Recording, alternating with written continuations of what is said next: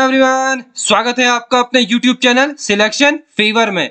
दोस्तों, अपने आज के सेशन में हम लोग नई शिक्षा नीति 2020 और 21 के बारे में सब कुछ जानेंगे और हम लोग ये भी जानेंगे कि किस तरह से ये शिक्षा नीति हमारे देश के भविष्य को पूरी तरह बदल कर रख देगी। तो दोस्तों, बने रहिए आप लोग मेरे साथ इस सेशन के अंत तक। तो चलते हैं हम लोग अपने आज के सेशन की तरफ। तो सबसे पहले हम लोग जानेंगे कि भारत में शिक्षा नीति में बदलाव कब कब हुए। तो दोस्तों, पहली बार जो शिक्षा नीति में बदलाव किया गया वो सन 1968 में किया गया था और उसके बाद शिक्षा नीति में जो दूसरी बार बदलाव किया गया उसे 1986 में किया गया और उसके बाद जो तीसरी बार बदलाव किया गया है उसे 2020 में किया गया है। यानी कि अभी तक भारत की शिक्षा नीति में 3 बार बदलाव हो चुके हैं।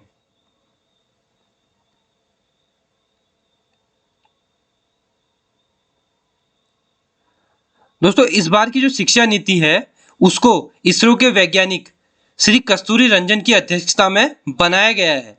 तो यानी कि इस बार की जो एजुकेशन पॉलिसी है वो बहुत ही दमदार होने वाली है, क्योंकि जब देश के इतने बड़े साइंटिस्ट ने इस एजुकेशन पॉलिसी को बनाया है तो कुछ ना कुछ बात तो इसमें ज़रूर होगी और इस बात को हम आगे वीडियो में जानेंगे।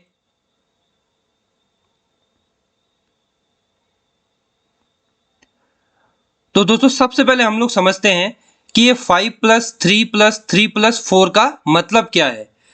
तो दोस्तों, सबसे पहले हम जानेंगे पहले 5 का मतलब। तो दोस्तों, इसमें बच्चों को 3 साल तक प्री प्राइमरी और बाकी के 2 साल कक्षा 1 और 2 में बैठना पड़ेगा।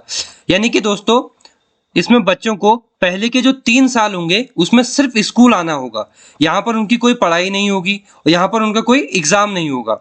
उनको सिर्फ स्कूल आना होगा और उनको ये सीखना होगा कि स्कूल में बैठते कैसे हैं और बाकी के वो सारे काम बच्चे वही करेंगे जो वो अपने घर पर करते हैं। यानी कि खेलना कूदना, अपने दोस्तों के साथ इधर उधर जाना, बाकी सब काम बच्चे वही कर सकते हैं जो अपने घर पर करते हैं। लेकिन बाकी के जो 2 साल होंगे उसमें उनको कक्षा 1 और 2 में बैठना होगा और उसकी पढ़ाई करनी होगी। लेकिन वहां पर भी बच्चों को एग्जाम देने की कोई आवश्यकता नहीं है। उनको ऐसे ही कक्षा 1 और 2 में प्रमोट कर दिया जाएगा बिना एग्जाम के, जिससे कि बच्चों के मन में स्कूल के प्रति एक साफ और शुद्ध मंशा बनी रहे। क्योंकि आजकल क्या है ना, बच्चों के मन में स्कूल को लेकर और एग्जाम को लेकर बहुत ही डर बना हुआ रहता है। तो इससे क्या होगा, बच्चों के मन से एग्जाम का जो प्रेशर है वो एकदम ही कम हो जाएगा। और इसमें दोस्तों, पहले क्या होता था कि पहले बच्चों की जो क्लासेस हुआ करती थी वो कक्षा 1 से शुरू होती थी। लेकिन अब जो बच्चों की क्लास शुरू होगी वो 3 साल की प्री प्राइमरी क्लास के बाद शुरू होगी। यानी कि उनको स्कूल में बैठते कैसे हैं और अपने दोस्तों से या फिर टीचर से कैसे सीखते हैं, ये सब कुछ पहले से ही पता होगा।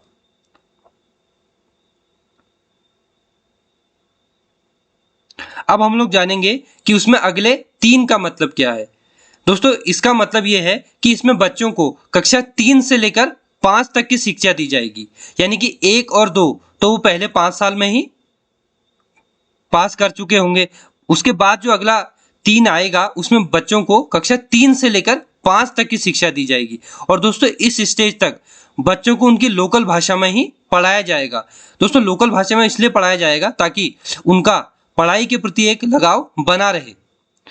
लेकिन दोस्तों, स्कूल चाहें तो उनसे इंग्लिश या हिंदी में भी पढ़ाई करवा सकते हैं। लेकिन दोस्तों, स्कूल इस बात के लिए किसी भी बच्चे पर कोई दबाव नहीं डाल सकता है। बच्चा जिस भाषा में चाहे उस भाषा में पढ़ाई को जारी रख सकता है।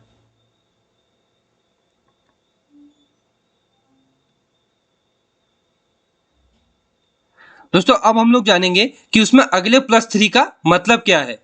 तो दोस्तों, इस स्टेज में बच्चों को कक्षा 6 से लेकर 8 तक की शिक्षा मिलेगी। यानी कि इस स्टेज में बच्चों को स्किल शिक्षा यानी कि कंप्यूटर चलाना, टेक्निकल शिक्षा। दोस्तों, टेक्निकल शिक्षा में आप मान सकते हो कि माना किसी बच्चे को गाड़ियों को रिपेयर करने में मजा आता है तो उस बच्चे को वही चीज वहां पर सिखाई जाएगी। अब आप मान सकते हो अगर किसी लड़की को खाना बनाने में या फिर किसी प्रकार की अन्य काम में कोई रुचि है तो उसको उसी की शिक्षा वहां पर दी जाएगी। और जो मैथ्स, साइंस और आर्ट्स की जो शिक्षा है वो भी आपको उसी की तरह मिलती रहेगी जैसे अभी मिलती है।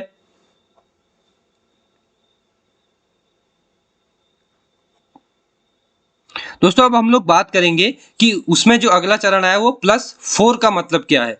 तो दोस्तों इस स्टेज में बच्चों को कक्षा 9 से 12 तक की शिक्षा दी जाएगी और इस स्टेज में बच्चों को हर 6 महीने में एग्जाम देना होगा ताकि उनके अंदर एग्जाम को लेकर थोड़ी रुचि बनी रहे।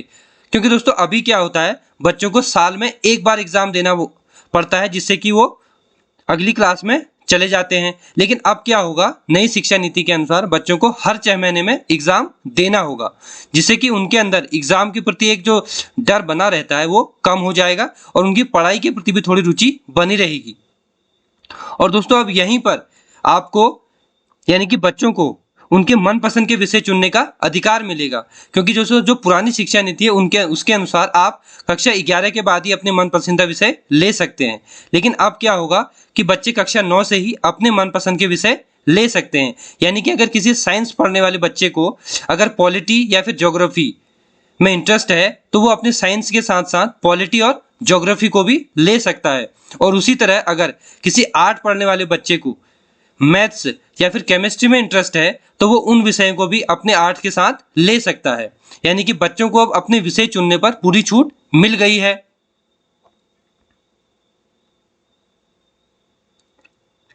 अब दोस्तों हम ये जानेंगे कि ग्रेजुएशन की डिग्री में इस बार क्या बदलाव किया गया है। तो दोस्तों अब जो ग्रेजुएशन की जो डिग्री है वो आपको 4 साल बाद दी जाएगी। यानी कि दोस्तों अगर आप पहले साल का ग्रेजुएशन का कोर्स कंप्लीट करते हैं तो उसमें आपको एक सर्टिफिकेट दिया जाएगा। अगर आप 2 साल का कोर्स कंप्लीट करते हैं तो आपको एक डिप्लोमा दिया जाएगा। 3 साल का कोर्स कंप्लीट करते हैं तो आपको एक डिग्री दी जाएगी। और अगर आप 4 साल का एक कोर्स करते हैं तो आपकी डिग्री में एक डिग्री रिसर्च करके चीज लिखी भी आ जाएगी। दोस्तों पुरानी शिक्षा नीति में क्या होता था, अगर आपने 1 साल का अपनी ग्रेजुएशन का कोर्स किया है तो अगर किसी कारणवश आपको बीच में पढ़ाई छोड़नी पड़ी और बाद में आप उस पढ़ाई को दोबारा करना चाहते हैं तो आपको क्या करना होता था, आपको दोबारा से उस 1 साल को कंप्लीट करना होता था जिससे कि आपका 1 साल फिर बर्बाद होता था। लेकिन अब क्या होगा कि अगर आपने माना कि 2 साल में आपने अपनी पढ़ाई छोड़ी है तो आपको अब तीसरे साल से उस पढ़ाई को कंटिन्यू रखना होगा क्योंकि 2 साल का डिप्लोमा आपके पास आ चुका होगा। ठीक है, तो दोस्तों अब हम लोग जानेंगे कि पोस्ट ग्रेजुएशन की डिग्री में क्या बदलाव हुए हैं। तो दोस्तों अब आपको 1 साल का ही पोस्ट ग्रेजुएशन का कोर्स करना होगा। लेकिन ये कोर्स आप तभी करेंगे जब आपने 4 साल का ग्रेजुएशन का कोर्स किया हो। अगर आपने 3 साल का डिग्री का कोर्स किया होगा तो आपको 2 साल का पोस्ट ग्रेजुएशन का कोर्स करना होगा। ऐसा नहीं है कि आपने 3 साल का डिग्री का कोर्स किया है और उसके बाद आप पोस्ट ग्रेजुएशन एक ही साल में कंप्लीट कर लें। ये तो आपको 2 साल में ही करना पड़ेगा अगर आपने 3 साल का डिग्री कोर्स किया है। अब हम लोग जानेंगे कि इस बार की शिक्षा नीति में क्या क्या बदलाव हुए हैं। तो दोस्तों इस बार री एंट्री कराई गई है। यानी कि अब आपने जिस क्लास से किसी कारणवश अपनी पढ़ाई छोड़ी है आप उसको उसी क्लास से शुरू कर सकते हैं, जैसा कि मैंने अभी आपको थोड़ी देर पहले बताया था। और दोस्तों अब एक नेशनल रिसर्च फाउंडेशन भी बनाई जाएगी जो हमारे देश के मजबूत रिसर्च सेंटर में बनाने में मदद करेगी। यानी कि हमारे देश में एक मजबूत रिसर्च सेंटर को बनाने में मदद करेगी। और दोस्तों एक हायर एजुकेशन कमीशन भी बनाया जाएगा जो हमारी सारी हायर एजुकेशन पर नजर बनाए रखेगा।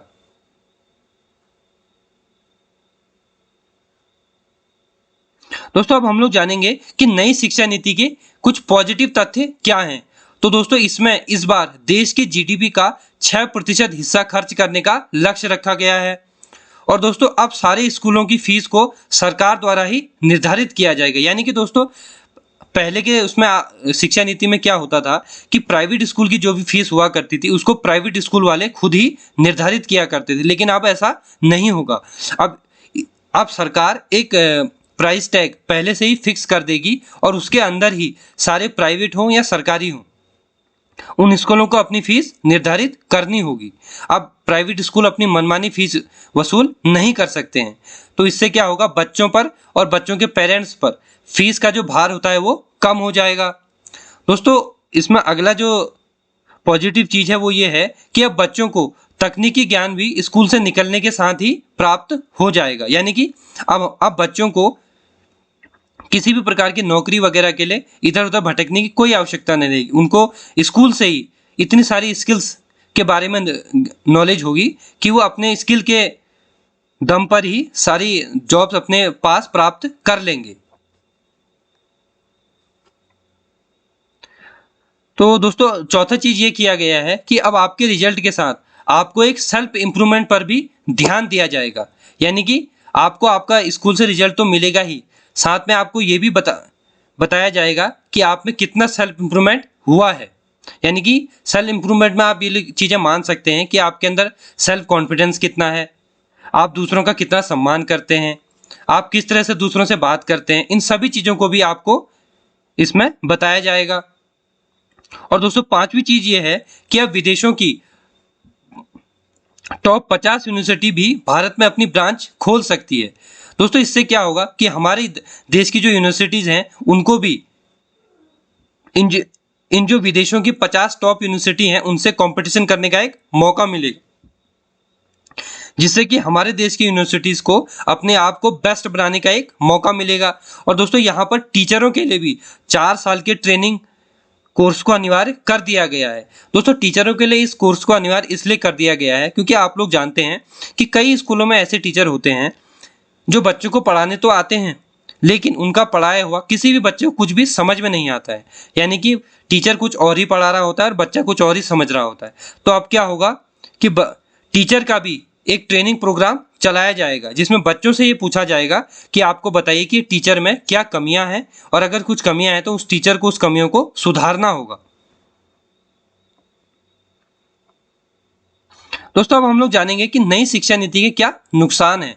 तो दोस्तों हमारी जो नई शिक्षा नीति है इसमें इंग्लिश भाषा को थोड़ा कम महत्व दिया गया है। लेकिन दोस्तों अगर मैं ये मानता हूं कि इंग्लिश भाषा को भले ही आप कंपलसरी ना करें लेकिन इसको महत्व देना बहुत जरूरी है, क्योंकि इंग्लिश एक ग्लोबल भाषा है।